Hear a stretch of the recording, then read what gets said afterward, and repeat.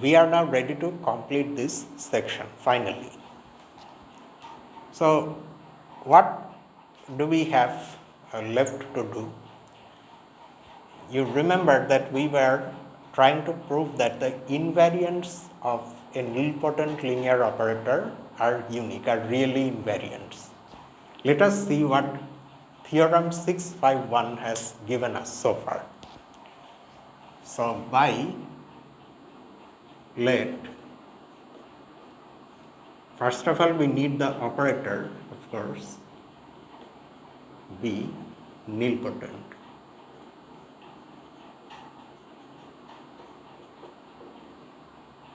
By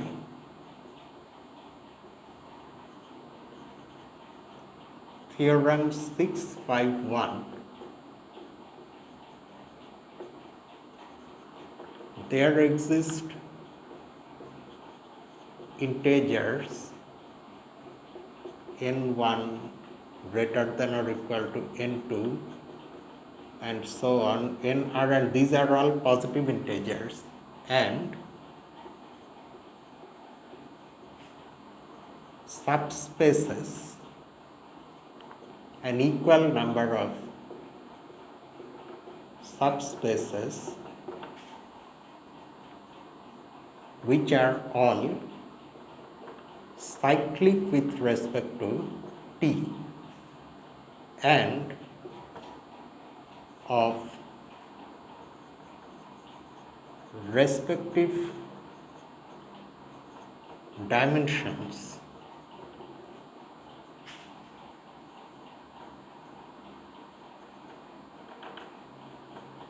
this, such that phi is their direct sum. This is what we have found. Okay, and we have called these integers the invariants of T, of the nilpotent linear operator T. And we are trying to show that these are unique. But if we think of another such set of integers, suppose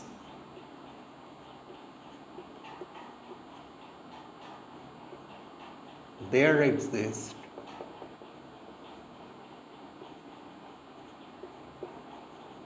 another set of integers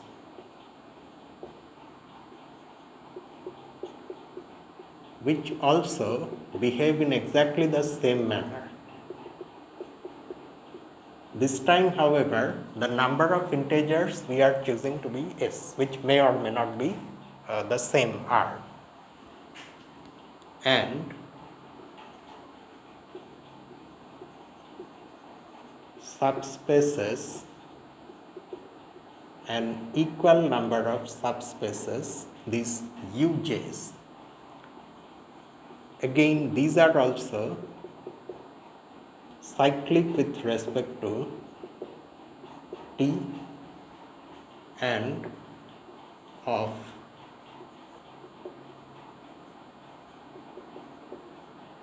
these dimensions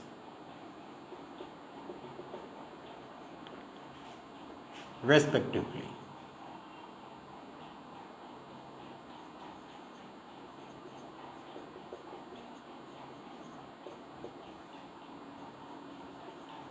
Such that phi is also their direct sum.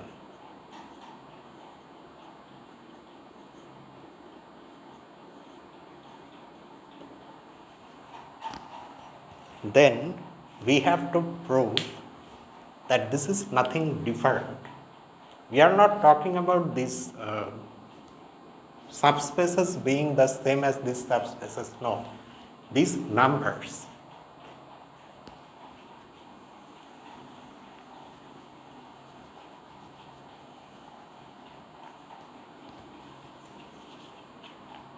Then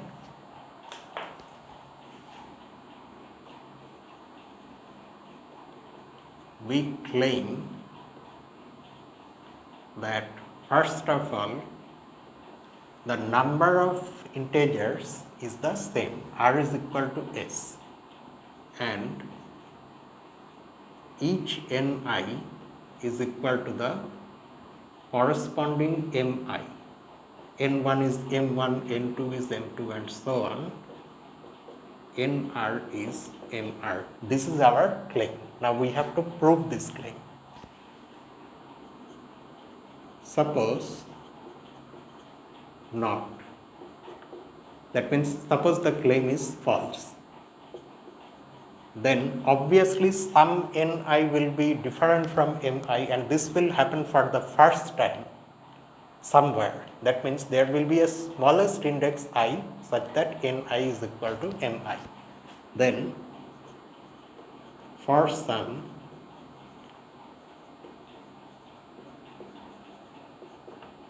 smallest I, ni is not equal to mi. That means one of them is greater than the other, and we are going to assume without loss of generality that ni is greater than mi. We assume, let me write it in short, without loss of generality, that ni is greater than mi. This means that if some index less than I exists, this I may be 1, we don't really know, but if there are other indices less than I, then for those indices j, nj will be equal to mj. So this is the first time where an inequality occurs. Alright. Now, since V is the direct sum of these subspaces Vi,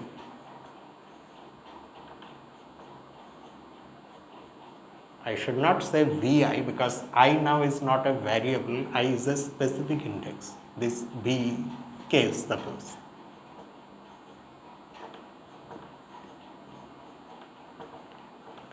So what we are now going to do, we are going to consider the image of our vector space V under the operator t to the power mi.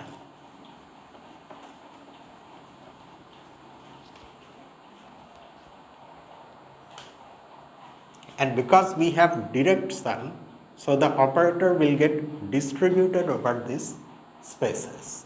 That is, Vt to the power mi will be equal to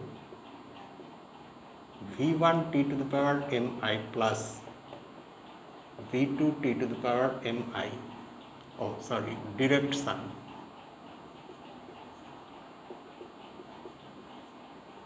Vi t to the power mi plus Vr t to the power mi. When we write such things and keep writing a lot of things, there is a high chance of making mistakes if we lose focus. For example, you are writing something, okay, which you already know what you have to write. So you just momentarily lose focus and absent-mindedly start writing V1 t to the power mi, V2 t to the power mi, Vi t to the power mi, then there is a tendency of writing Vr t to the power mr. So try to avoid such mistakes. But now we have this. Well, this fact does not really depend on the sum being direct. Had we been an ordinary sum of some subspaces, then also this would have been true. But the fact that these are direct sums will allow us to write the dimension of this as the sum of the dimensions of these things. That's where the directness of the sum plays its role. And in fact, that's what we are going to do now.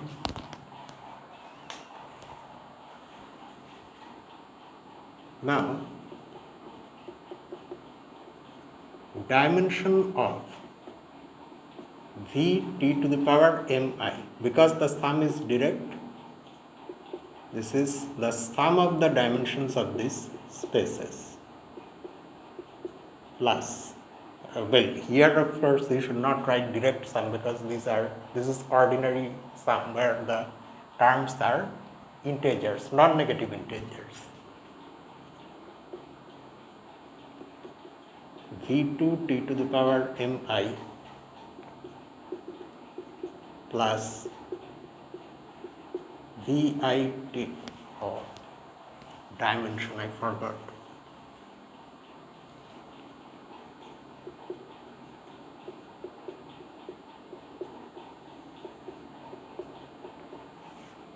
plus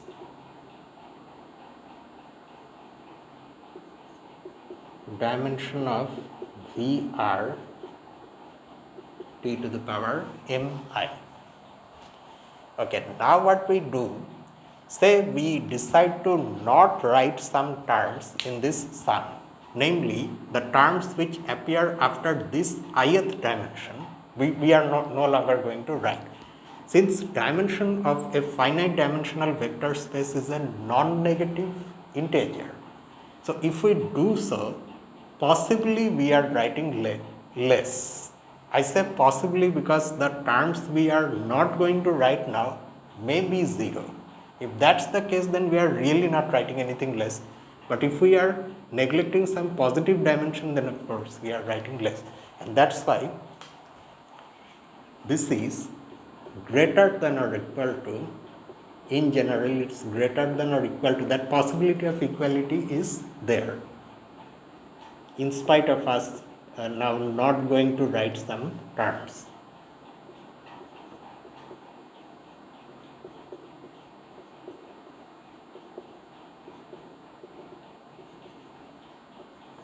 Dimension of vi t to the power mi.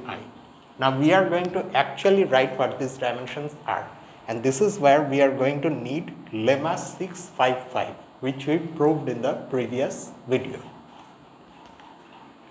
So the first dimension, this one is going to be n1 minus mi. The second one is n2 minus mi, and the ith one is ni minus mi. Now we come back to the smallest nature of I. This is the first instance where ni is not equal to mi, and we have already said that if you have indices before that, in those areas n's will be equal to the corresponding m's, and we see those areas here. I mean, they may not be there, but in general they are there. So n1, for example, is actually equal to m1 if 1 is less than I. So that sum will further change a little bit.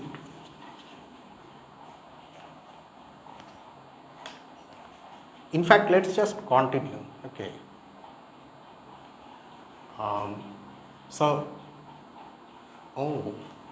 Hold on. I think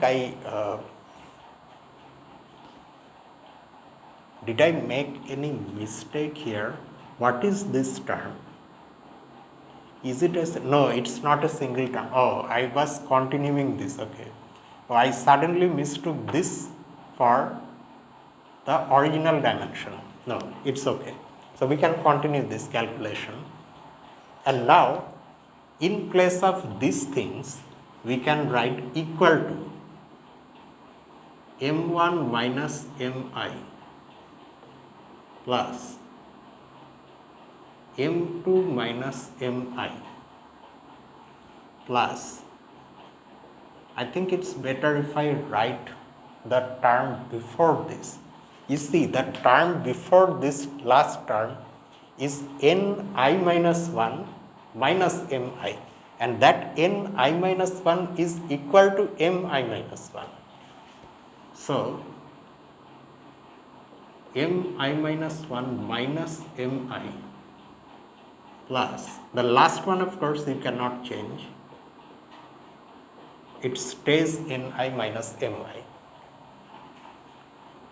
and within brackets we write, since the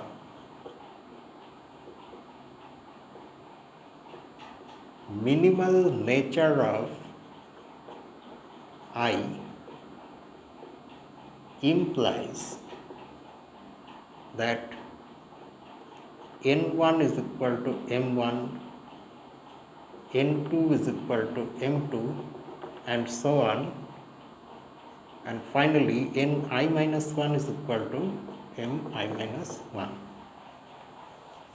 We have thus shown that the dimension of the t to the power mi image of V is greater than or equal to this sum. Okay. So we have used the fact that the original vector space V is the direct sum of V1, V2 and so on.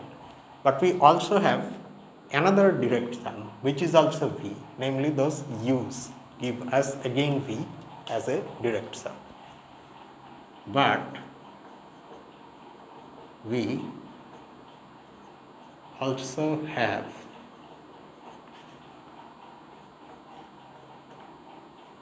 V is equal to U1 direct sum, U2 direct sum,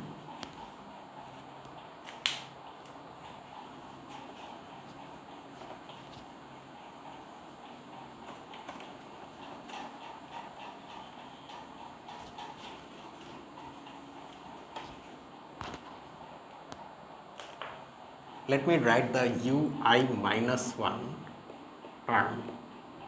You will realize why, and then after that we have Ui and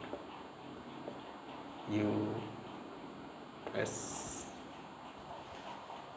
Okay.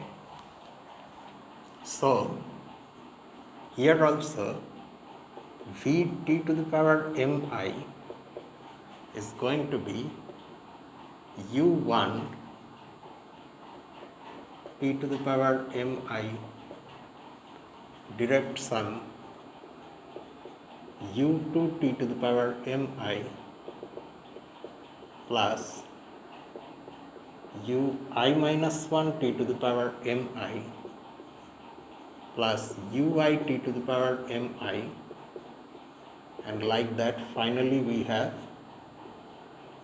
Us t to the power mi. So now we are going to write dimension. But before we do so, let us recognize one fact.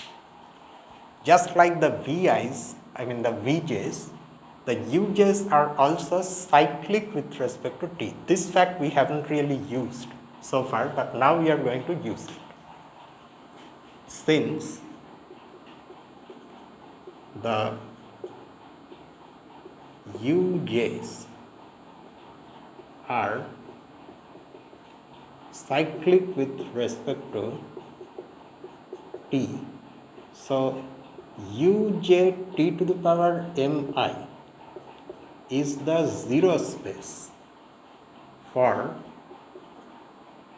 all j greater than or equal to I, and this fact comes as a direct consequence of the definition of cyclic subspaces.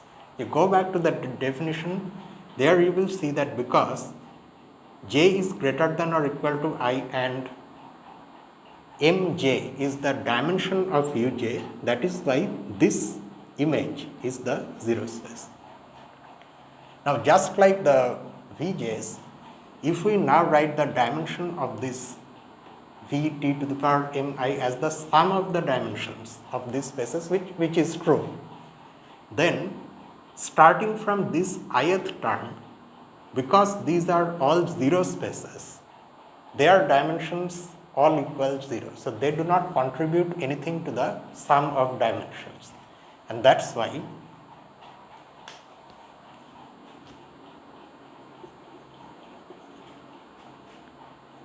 the dimension of V t to the power mi is equal to, now we do not have inequality, but because some dimensions are 0, so they simply vanish. Dimension of u1 t to the power mi plus dimension of u2 t to the power mi, and so on. Now you understand why I wrote this ui minus 1, because we can write only till that. After that term, everything else is 0. Let me just at least keep this final thing, okay. Let me not clean this part, and instead, and to continue, before we continue, let us complete this by recalling what it was. In this part, we showed that dimension of V t to the power mi is greater than or equal to this, and we are not going to touch this part. This is something we have found and we will need it, and we are now going to continue our calculation from here. Plus dimension of ui minus 1 t to the power mi, but again by lemma 655, this is going to be what? m1 minus mi plus this dimension is m2 minus mi. Here this time the m's are coming because m1 is the dimension of u1, m2 is the dimension of u2, so that's why these spaces have this type of dimensions. Plus what is the dimension of this? mi minus 1 minus mi. Okay. So now you see what we have got. On one hand, the dimension of Vt to the power mi is greater than or equal to this sum. On the other hand, the same space has dimension exactly equal to this, and you can see that these are just these terms except the last one. So do you see what has gone wrong? You can write, in fact let me just make it even simpler. Hence, let me write this inequality, okay. Dimension of Vt to the power mi now is greater than or equal to this plus this last term, but this is already equal to, exactly equal to that dimension of that same space. So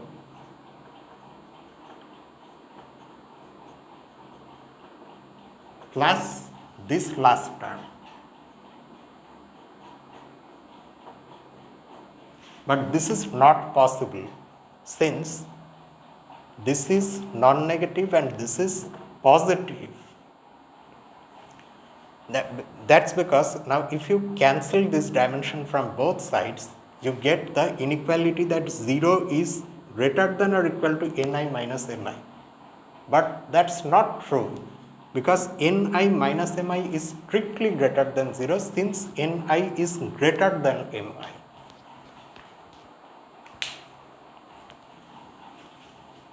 And that's where we have a contradiction.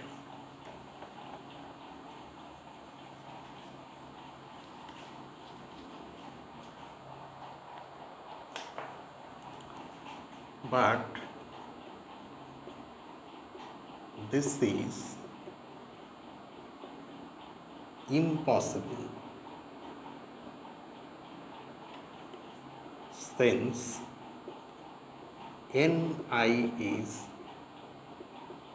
greater than mi. Hence, the integers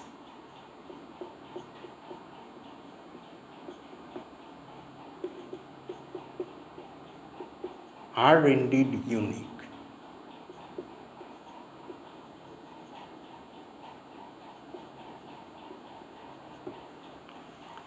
You may have noticed one thing, that we are kind of hastily concluding that hence these are unique.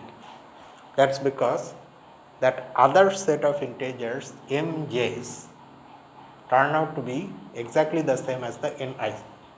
But where did the question of the number of invariants being the same go?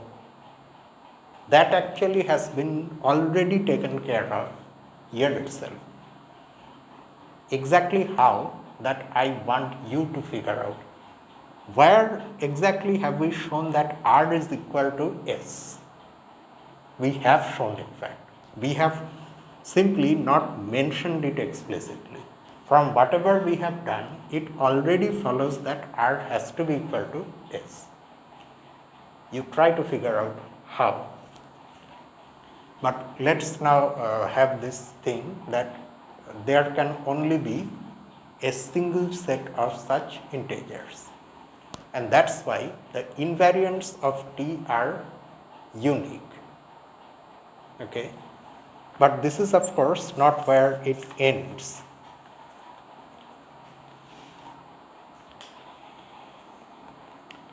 In terms of matrices, this same thing can also be written like this.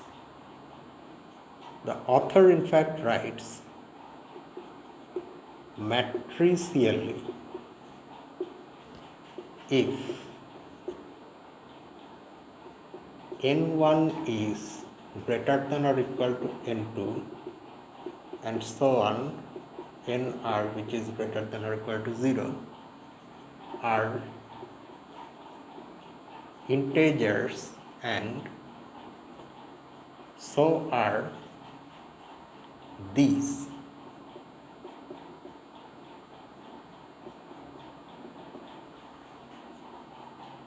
Ms positive integers, then the matrices,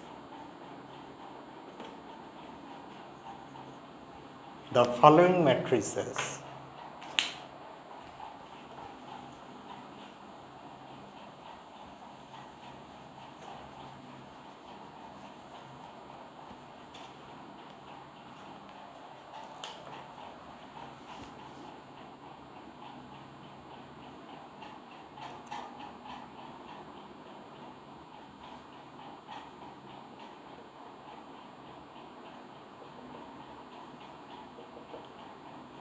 this is a block matrix. You already know these are blocks, not single elements necessarily.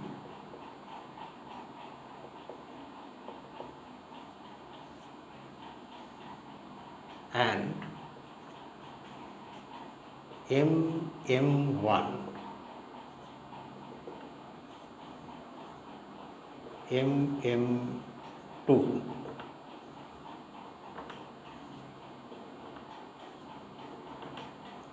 MMS are similar. They are similar matrices if and only if R is equal to S and these things.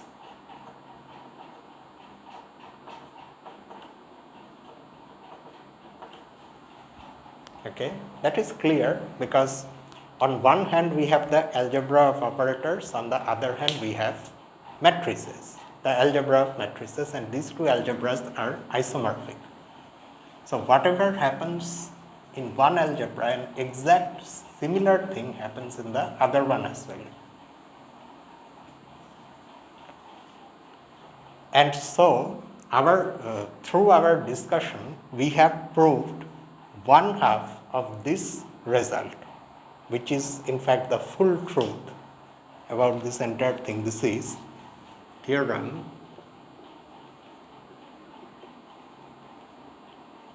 652,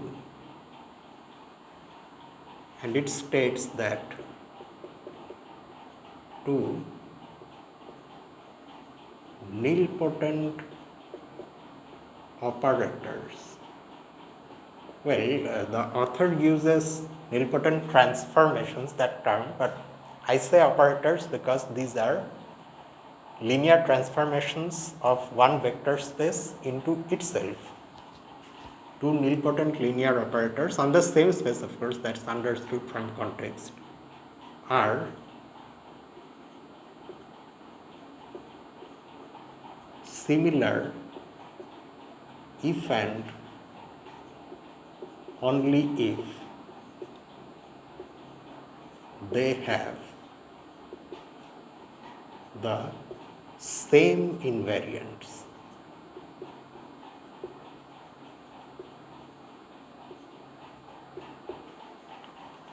In fact, the matrix form of this statement is what we have here. Okay, two matrices are similar. Here we have two operators being similar, if and only if they have the same invariants. Here, of course, those invariants are just those sets of numbers. Now, one half of this we have already proved. Which one? Namely, the one where we have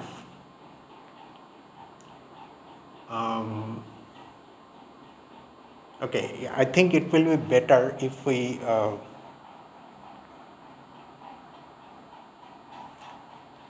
wait, suddenly I also got confused.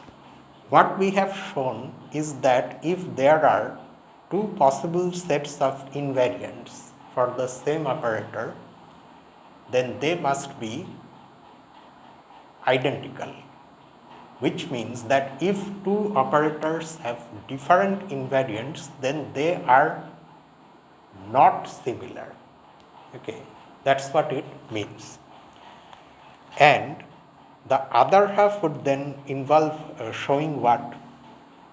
Here we have two nilpotent operators which have the same, yes, if they have different invariants, then they are not similar. But if they have the same invariants, then they must be similar. That's what you still have to show in this proof. But this proof, which is already given in the text, is so straightforward that I want you to go through it yourself. Okay, I'm not going to again discuss that proof here. It's just 2 lines. Instead, let us end things by noting this fact. Note that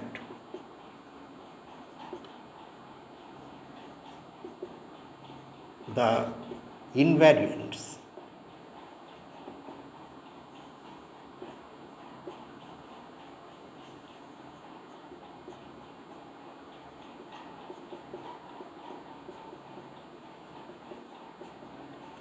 of a nilpotent operator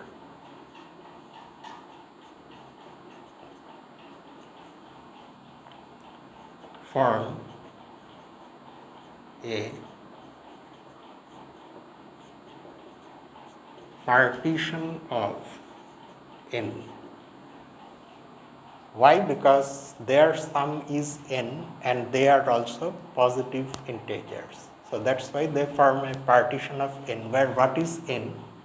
N is the dimension of the underlying space.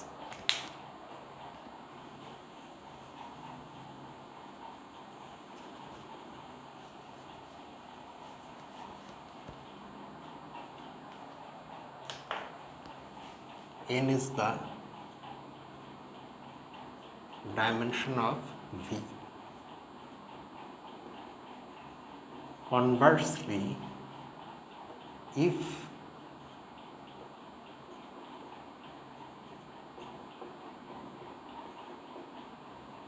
these form a partition of n, then they are the invariants of the operator given by the matrix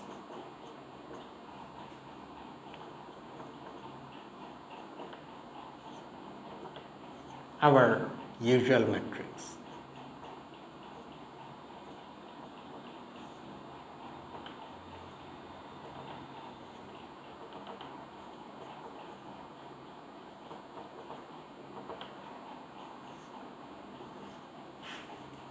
So, taking into account everything, our final remark is this.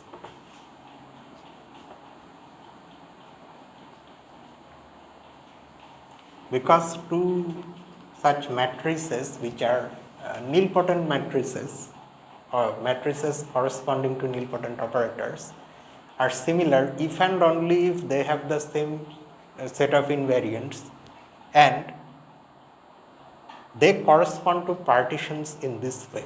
So, if you take all these things into account, you can then finally make this remark. So, the number of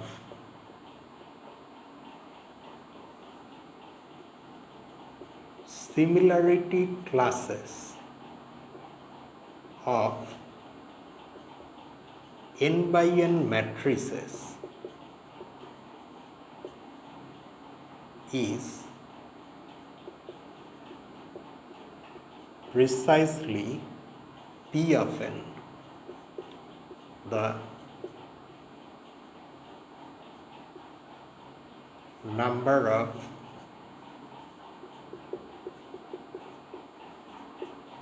partitions of n. You may remember that we already have come across one such result in group theory. When we were studying symmetric groups, there it turns out that the number of conjugate classes in the symmetric group of degree n, that is Sn, is also precisely P of n, the number of partitions of n. A similar thing happens here as well. And that concludes this section. This section doesn't have any exercises. Instead, straight away, the rational canonical form, that next section starts. So we also accordingly will start the next section in the next video. That means next Saturday. So that's just it for tonight, and tomorrow we have analysis, where we have been going through integrability of continuous functions. So we will see what comes next. I mean, whatever we already have gone through in that. So we are going to tomorrow see what comes next. So that's just it. So see you tomorrow. Until then, this is me, Lucifer, from a mathematical room. Have a nice night.